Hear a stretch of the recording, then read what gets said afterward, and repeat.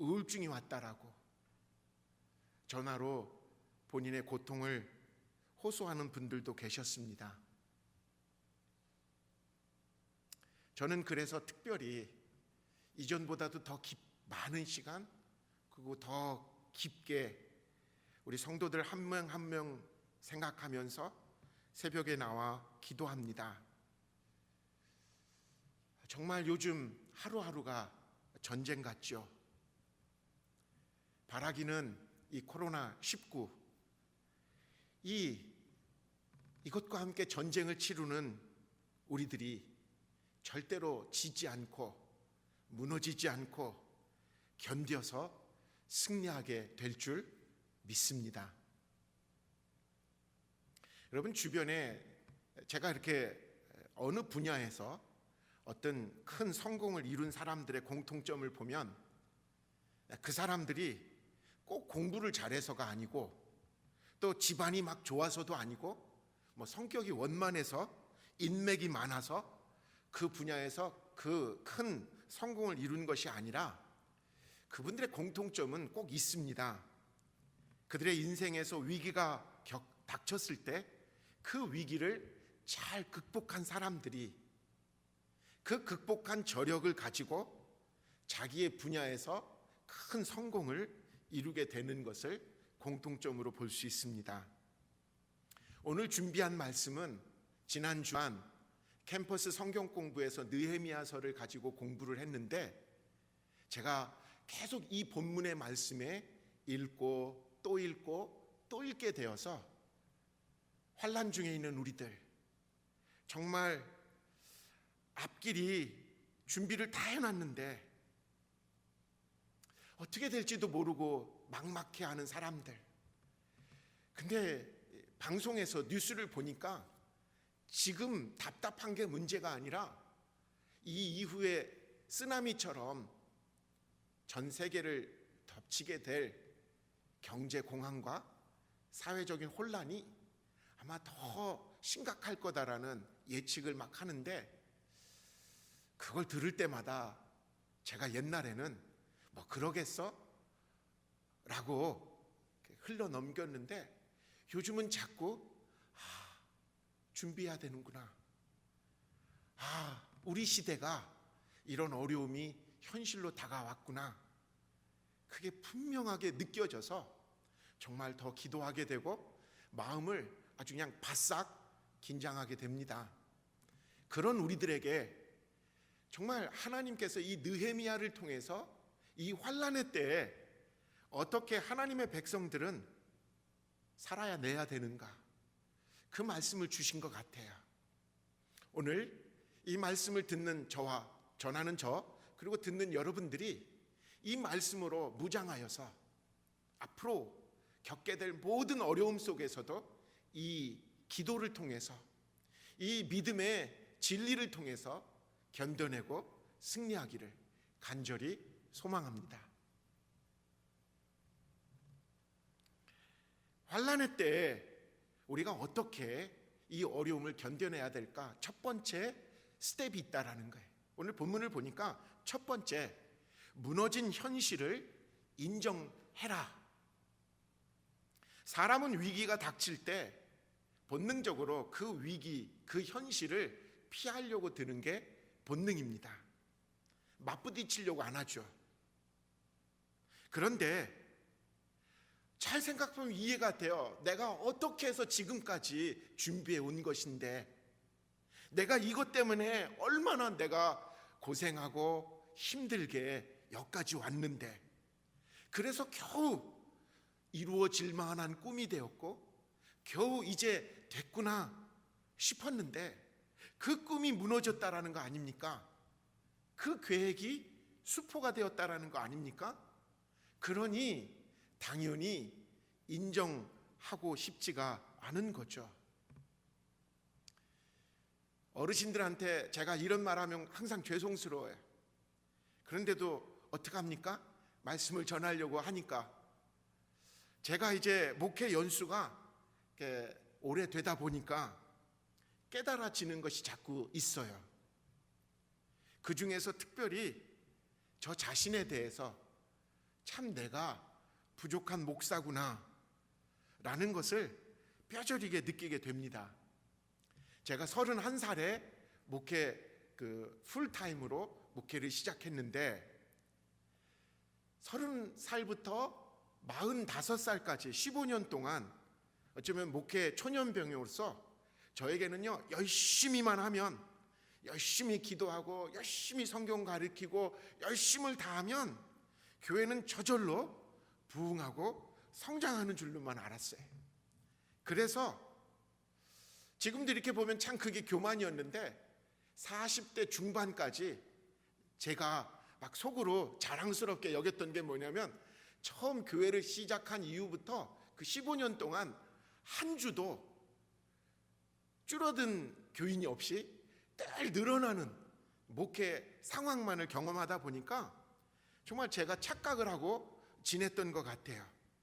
그래서 목회자 모임에 가면 어떤 목사님이 막 눈물을 흘리시면서 교회가 어려워졌다고, 그래서 교회 문을 닫아야 될 것 같다라는 말을 들으면 겉으로는 막 아유 안 됐다라고 말을 하지만 제 마음 속에서는 아니 얼마나 무능하셨으면 교회가 줄고 교회 문을 닫을 생각을 하시나, 이렇게 생각하는 교만한 사람이었다니까요. 그런데 참 하나님도 이제 지금 감사해요. 40 중반을 넘어가면서 이런저런 목회에 이제 경험을 하게 되니까 목회는 목사의 열심만 가지고는 되는 게 아니구나 라는 것을 깨닫기 시작했어요. 교회에 분란이 일어나는 것, 성도님 간의 갈등이 일어나는 것, 이런 것들을 막 경험하면서 제가 요즘은 어떤 마음이 생겼냐면, 중간에 포기하지 않고 끝까지 견디셔서 은퇴하시는 목사님이 그렇게 존경스러워졌어요.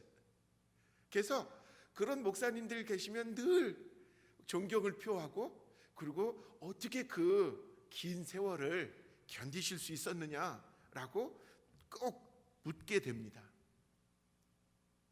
저 자신이 부족함을 깨닫고 느끼게 되면서 참 어떤 때는 처음엔 좀 자존심이 상했지만 더 좋은 게 있어요. 이전에 없었던 평안함이 제 안에 좀 이렇게 자리 잡게 되더라고요. 그리고는요, 어떤 어려움이 생기면 겸손하게 그래 내가 부족해서 그런 건데 하면서 하나님 앞에서 그냥 잘 엎드려요.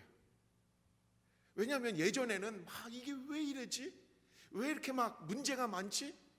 저 자신을 못 돌아보니까 막 누구 탓하고 누구 블레임하고 막 화가 더 났는데, 요즘은 내가 부족하니까, 그러니까 하나님 앞에 나가서 엎드리고 기도하는 시간이 길어졌다라는 거죠.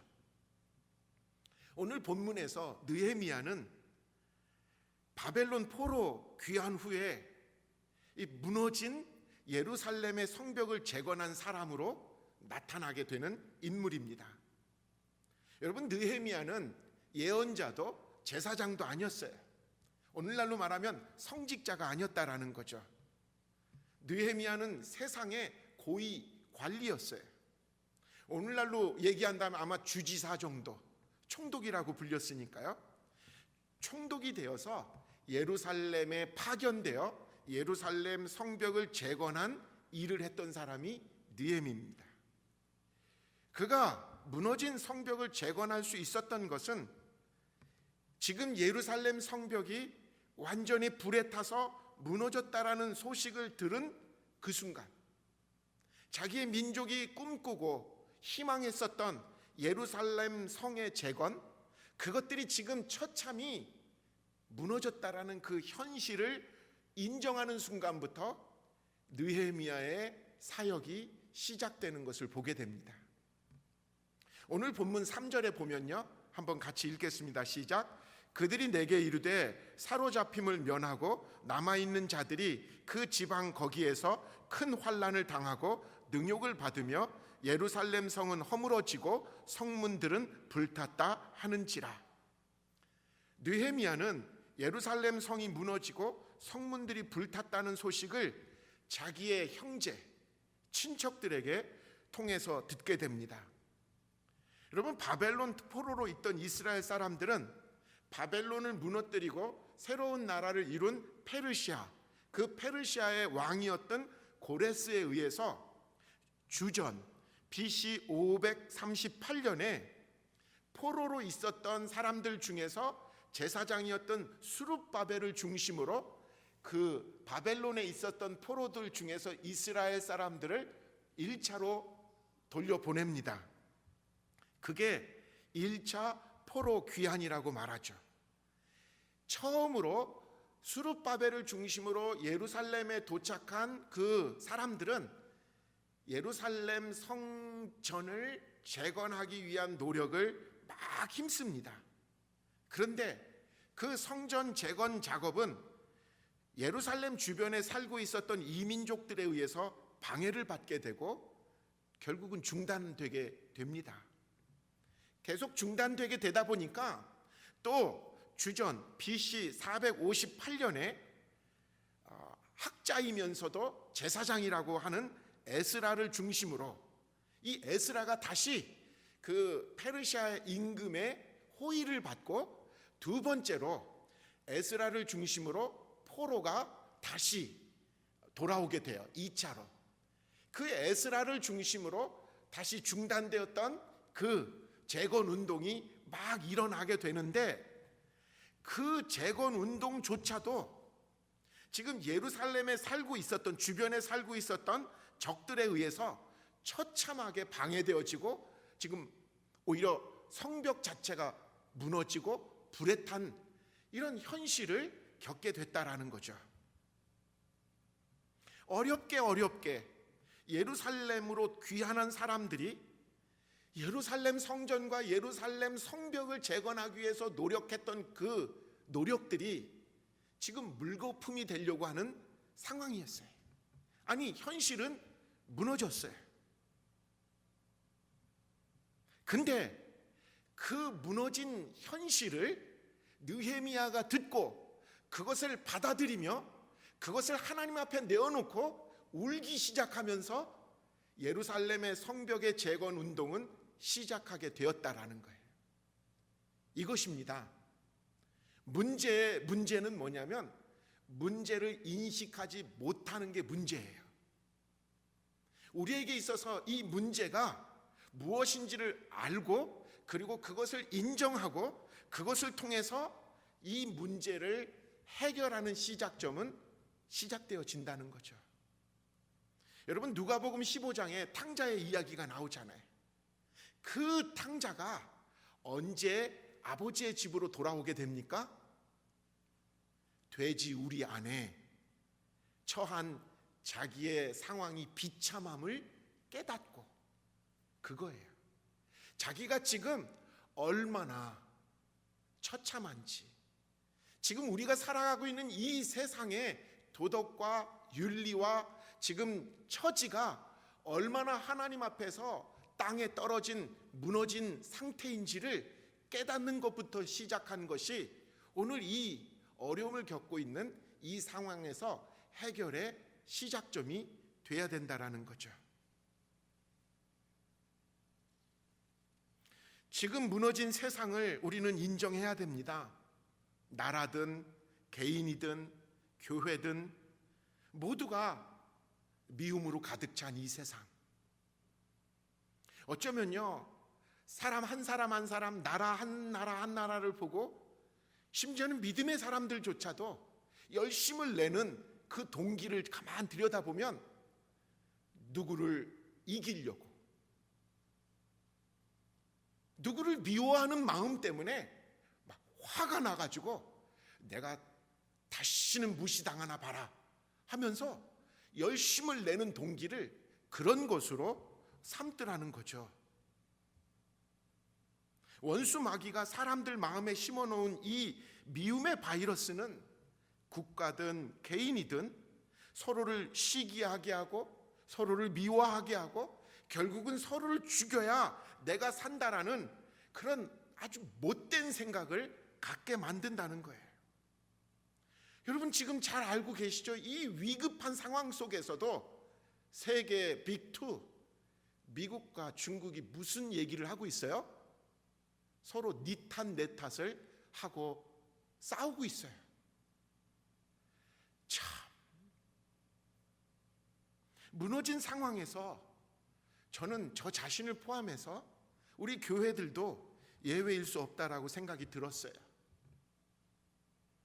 예배를 드리냐 마냐 가지고 막 종교 탄압이다, 이런 프레임을 자꾸 들고 나오는 사람들, 이게 오늘날의 한국 교회의 수준은 아닐까라는 안타까움이 자꾸 드는 거예요.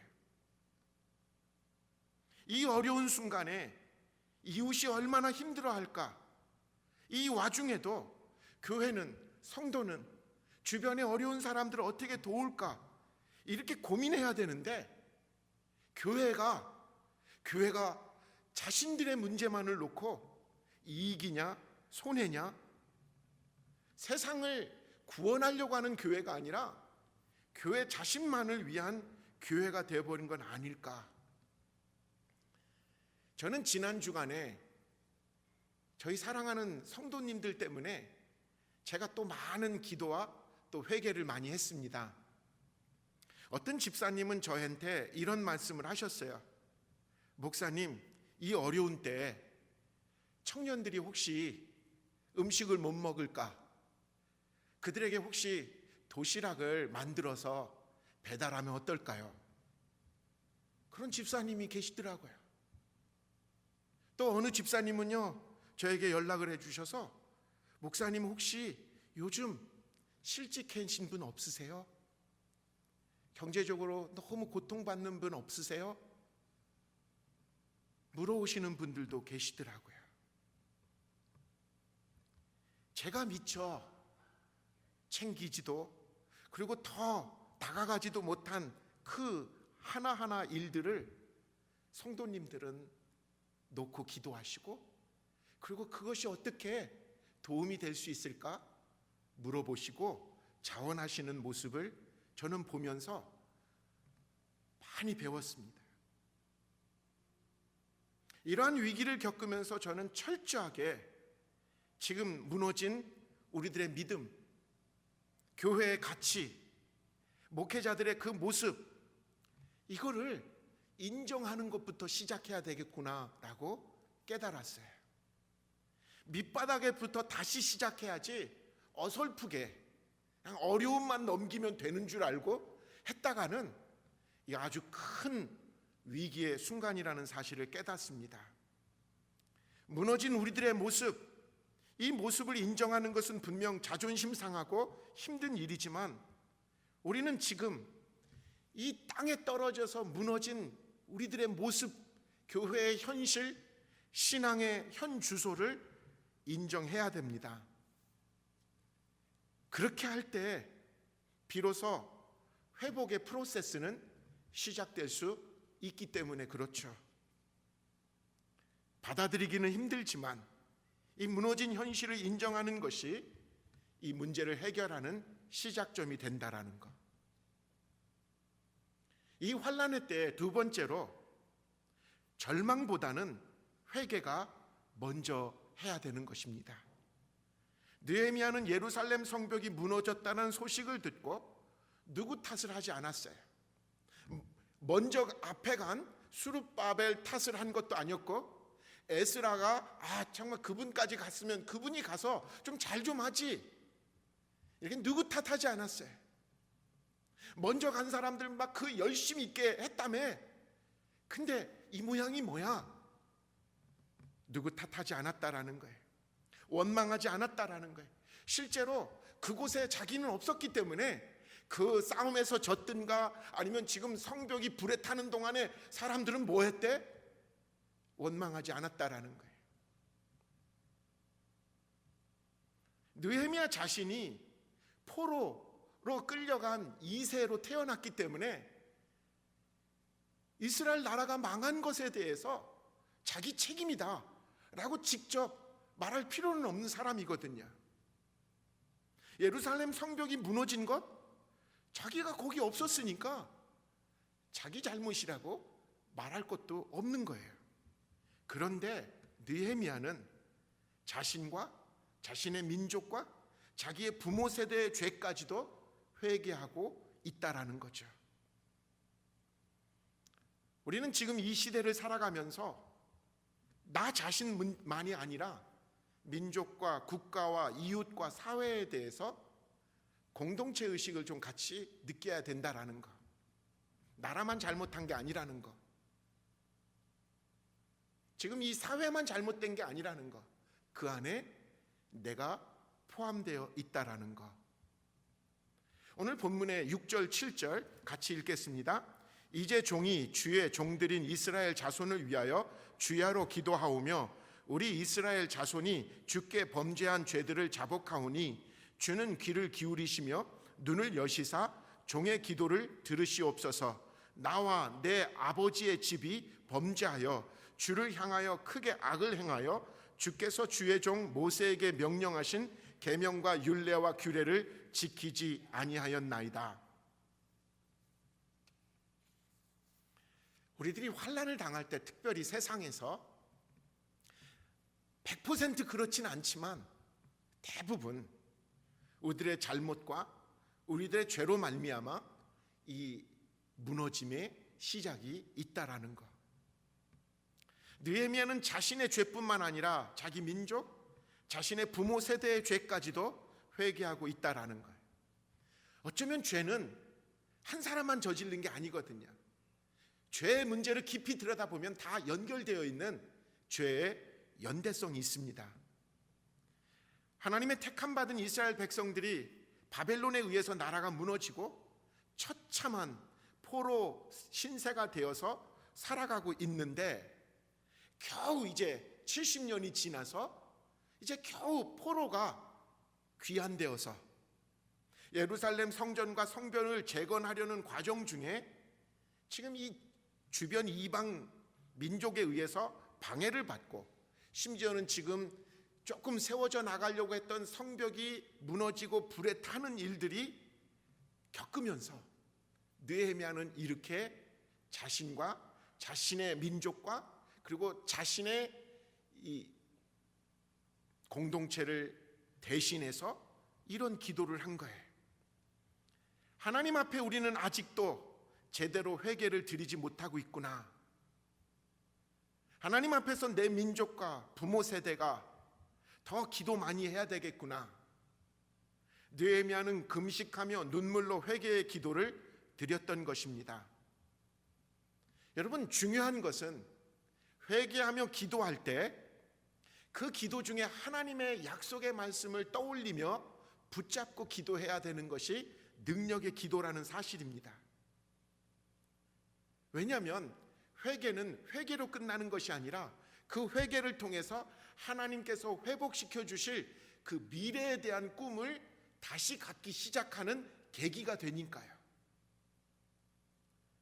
오늘 본문 8절 9절을 보면요, 옛적에 주께서 주의 종 모세에게 명령하여 이르시되 만일 너희가 범죄하면 내가 너희를 여러 나라 가운데 흩을 것이요 만일 내게로 돌아와 내 계명을 지켜 행하면 너희 쫓긴 자가 하늘 끝에 있을지라도 내가 거기서부터 그들을 모아 내 이름을 두려고 택한 곳에 돌아오게 하리라 하신 말씀을 이제 청하건대 기억하옵소서. 느헤미야는 하나님의 말씀 중에 돌아오게 하리라, 회복시켜 주리라, 이 약속의 말씀을 붙잡고 그걸 붙잡고 하나님께 기도하고 있는 거예요. 하나님 이렇게 약속하셨죠? 이제 주님, 내가 회개하고 우리 민족이 회개하고 하나님께 돌아오고 있으니 하나님 회복시켜 주세요. 저는 새벽에 제단에 나와 기도할 때 항상 기도 먼저 하지 않고 그날 우리에게 주신 말씀을 늘 묵상해요. 그리고 그 말씀을 붙잡고 한 구절이 막 가슴에 늘 와닿거든요. 그럼 그 구절은 딴 게 아니에요. 하나님의 선하심, 하나님의 자비하심, 하나님의 의로우심, 하나님의 전능하심, 그런 부분이 늘 그 본문 중에 하나가 붙잡혀지는 게 있거든요. 그러면 그것을 놓고 기도를 시작해요. 하나님은 자비하시잖아요. 하나님 불쌍히 여겨주세요. 어느 날은요, 하나님의 이 전능하심이 와닿아요. 하나님 능치 못하실 일이 없죠. 하나님 이루어 주실 줄 믿습니다 하고 막 그날은요 힘이 나서 막 더 그 말씀 붙잡고 기도하는 거예요. 바로 그것입니다. 기도는 내 소원만 막 아뢰는 게 아니라 하나님의 성품을 깨달아서 그 성품을 붙잡고 하나님께 막 클레임을 거는 거예요. 하나님의 선하심 내가 믿습니다. 여러분 그 말에 그 기도에 하나님은 흡족해 하시는 거예요. 오늘 본문 10절에 보면 또 이렇게 나와 있죠. 이들은 주께서 일찍이 큰 권능과 강한 손으로 구속하신 주의 종들이며 주의 백성이니이다. 주님께서 구속하셨다라는 거예요. 여러분 이 구속이 회복이라는 단어하고 연결되는 말입니다. 비참하게 팔려간 노예들을 어느 사람이 그 노예를 값을 주고 사요. 그리고 그 사서는 그 노예에게 그래 이제는 너가 누구한테도 노예가 아니라 너는 자유롭게 해방된 거야 하고 풀어주는 게 성경에서 말하는 구속이에요. 죄와 사망에 신음하고 노예된 우리들을 예수 그리스도로 말미암아 구속하셨다라는 건 뭐예요? 우리를 사셨다라는 거예요. 그리고 값을 지불해 주셨다라는 거예요. 그리고 우리에게 뭐예요? 하나님의 백성으로 마음껏 이제 자유롭게 살으라고 말씀하시는 게 구속의 은혜인 거죠. 절망의 상황에 직면했을 때 우리는 낙심하고 포기하는 자가 아니라 그때 더 말씀으로 무장하는 자가 돼야 되는 거예요. 이럴 때 하나님 말씀에 더 깊이 들어가서 하나님의 성품이 이거였구나. 하나님의 성품은 우리를 죄 가운데서 우리를 심판 가운데서 포기하지 않으시고 반드시 구원하시고 구속하시는 은혜를 베푸시는 하나님이시구나. 그 약속의 말씀에 근거하기 때문에 우리는 뭐예요? 주님께 돌이키는 거예요. 그리고는 회개하는 거예요. 그럴 때 하나님의 은혜는 새롭게 우리 삶을 새롭게 시작하게 하게 하실 줄 믿습니다. 저는 이 어려운 때 성도님들한테 부탁드리고 싶은 게 생겼어요. 이제 오늘 저녁 그러니까 매일 밤 9시마다 몇 분씩 하는 건 여러분 시간 조절에 따라서인데 느헤미야서를 읽으면서 말씀 하나를 붙잡고 하나님께 기도를 시작하십시오. 하나님, 우리가 죄인입니다. 하나님, 우리 때문에 이 나라가 지금 이게 무너지고 있습니다. 하나님, 나 때문에 교회가 능력을 잃고 어려워하고 있습니다. 그때마다 다시 붙잡히는 거예요. 하나님, 그래도 우리가 돌아와서 회개하면 하나님께서 고쳐주신다고 하셨죠. 여러분, 그 말씀을 붙잡고 하는 기도에 하나님의 응답의 역사가 일어나게 될 줄 믿습니다. 마지막으로 이 환난의 때에 넉넉한 기도로 하나님이 일하시도록 준비해야 된다라는 거죠. 느헤미야서 전체를 읽다 보니까 느헤미야가 이렇게 정리가 돼요. 느헤미야, 기도의 사람. 자신의 힘만으로는 예루살렘 성벽을 재건할 수 없음을 알았기에 그는 하나님의 도우심을 구하는 기도를 드리기 시작합니다. 느헤미야는 기도하는 중에 하나님께 지혜를 늘 구했던 것 같아요. 지혜가 뭐예요? 분별하는 거거든요. 기도하면서 하나님이 주시는 지혜를 여러분들이 먼저 구할 줄 알아야 돼요. 이것이 하나님의 때인가? 저 사람을 통해서 하나님이 나에게 어떤 도움을 주시는가? 이 분별할 수 있어야 되는 거거든요. 무너진 성벽을 재건하기 위해서 누구의 도움을 받아야 되는가? 성벽 재건을 위해서 무엇이 필요한가? 여러분, 기도하면 하나님이 그것들을 지혜를 주신다는 거예요. 느헤미야는 누구보다 당시의 왕이었던 아닥사스다 왕을 떠올리게 된 거예요. 그리고 그의 도움을 받게 되는 흐름이 나오거든요. 오늘 본문 마지막 절 11절에 보면요, 주여 구하오니 귀를 기울이사 종의 기도와 주의 이름을 경외하기를 기뻐하는 종들의 기도를 들으시고 오늘 종이 형통하여 이 사람 앞에서 은혜를 입게 하옵소서 하였나니 그때 내가 왕의 술관원이 되었느니라.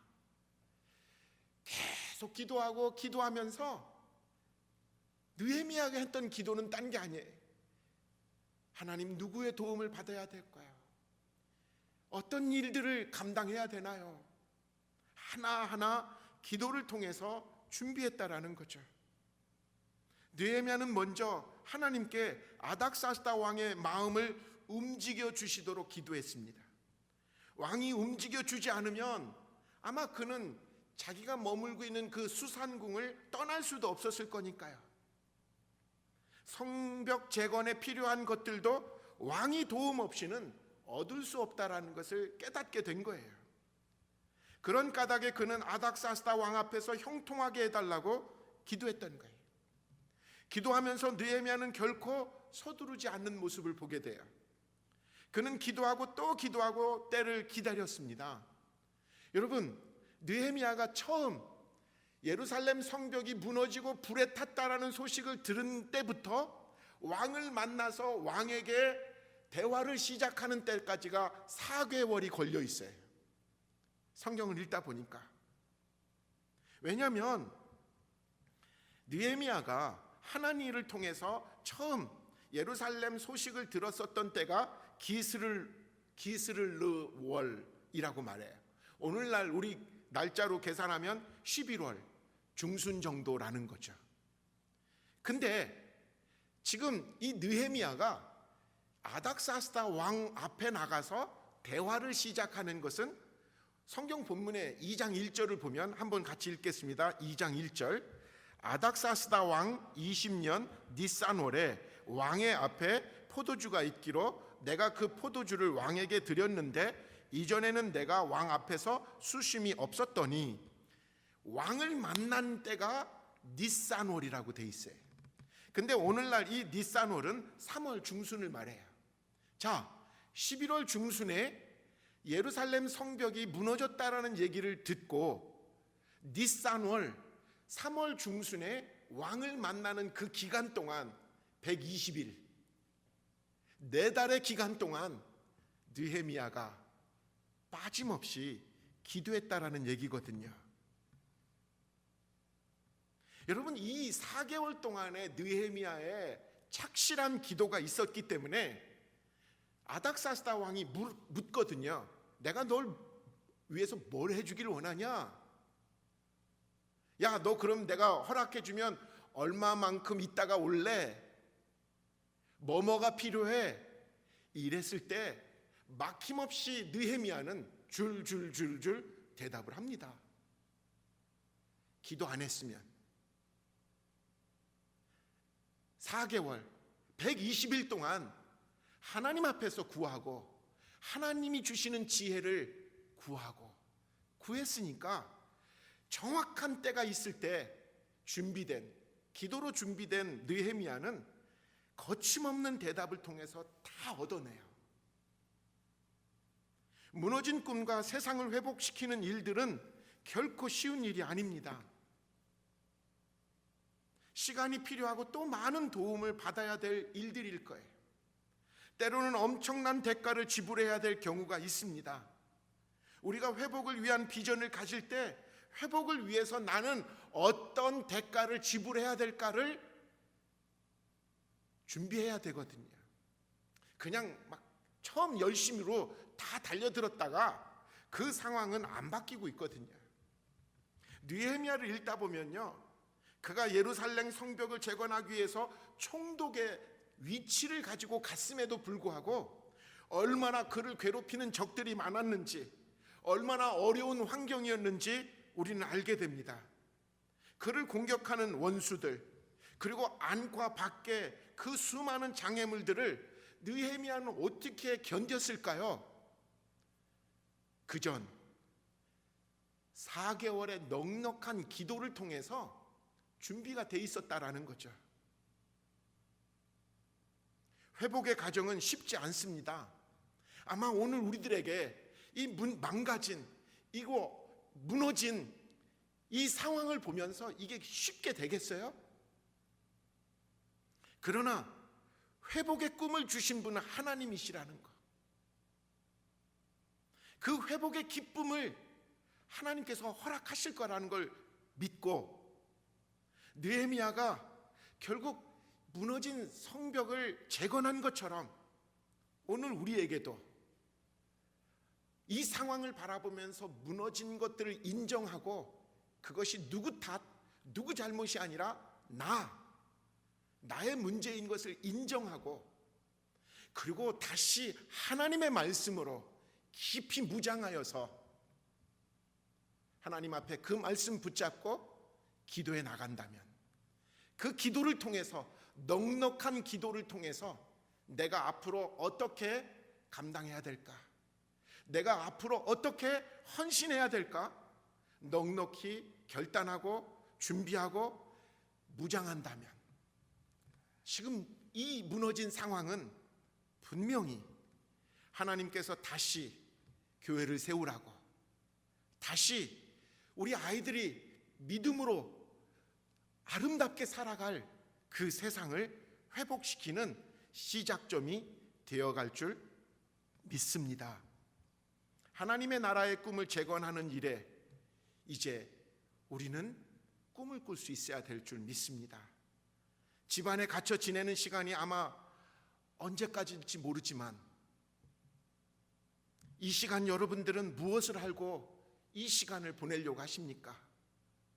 무너진 세상, 망가진 교회를 인정하고 하나님의 약속의 말씀으로 묵상하고 무장하여서 넉넉히 기도하며 하나님의 은혜의 회복을 구하시는 저와 여러분 되기를 소망합니다. 우리 함께 이 땅의 황무함을 우리가 한번 보면서 하나님 불쌍히 여겨 주옵소서, 하나님 이 땅을 다시 고쳐 주옵소서, 같이 이 찬양하면서 말씀 들은 것을 다시 다짐하고 또 결단하는 시간 갖도록 하겠습니다.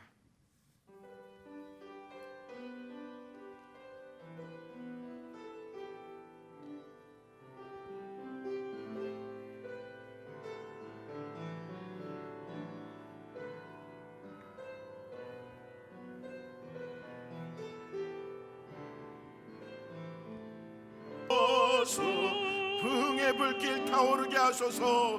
흥의 불길 타오르게 하소서. 진리의 말씀 이 땅 새롭게 하소서. 은혜의 강물 흐르게 하소서. 은혜의 강물 흐르게 하소서. 성령의 바람 이제 불어와 주의 영광 가득한 새날 주소서.